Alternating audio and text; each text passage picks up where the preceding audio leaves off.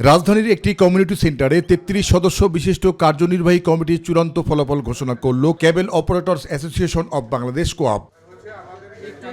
আর এর মাধ্যমে আনুষ্ঠানিকভাবে কোঅপ পরিচালনার দায়িত্ব গ্রহণ করেন নবনির্বাচিত সভাপতি এবিএম সাইফুল হোসেন সোহেল ও সাধারণ সম্পাদক সৈয়দ আশরাফ আলী চঞ্চল। নির্বাচন বোর্ডের চেয়ারম্যান, আপিল বোর্ডের চেয়ারম্যান সহ এ সময় আস্থা অর্জনের মাধ্যমে টেলিভিশন শিল্পের ঐতিহ্য রক্ষায় সবাইকে একযোগে কাজ করার কথা বলেন কোঅপের সাধারণ সম্পাদক। পূর্বে আপনাদের কেবল অপারেটরদের পাশে ছিলাম।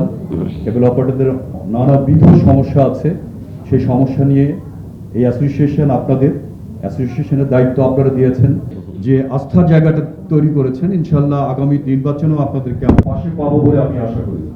আর এই শিল্পের পাইরেসি বন্ধে সরকারকে সব ধরনের পদক্ষেপ নেওয়ার আহ্বান জানান কোঅপ সভাপতি এবিএম সাইফুল হোসেন সোহেল। যারা 5ই আগস্টের পট পরিবর্তনের পরে যে সকল প্রতিষ্ঠান অবলীলায় দুর্দণ্ড প্রতাপে বিজ্ঞাপন প্রচার করে এই চ্যানেলগুলোকে পাইরেসি করছেন, তাদেরকে হুঁশিয়ার করে দিয়ে বলতে চাই যে আপনারা আপনাদের এই ধরনের বেআইনি কার্যকলাপ বন্ধ করেন, অন্যথায় আমরা কঠোর পদক্ষেপ নিতে বাধ্য হব। জাহিদ আহমেদ বাবু, মাই টিভি, ঢাকা।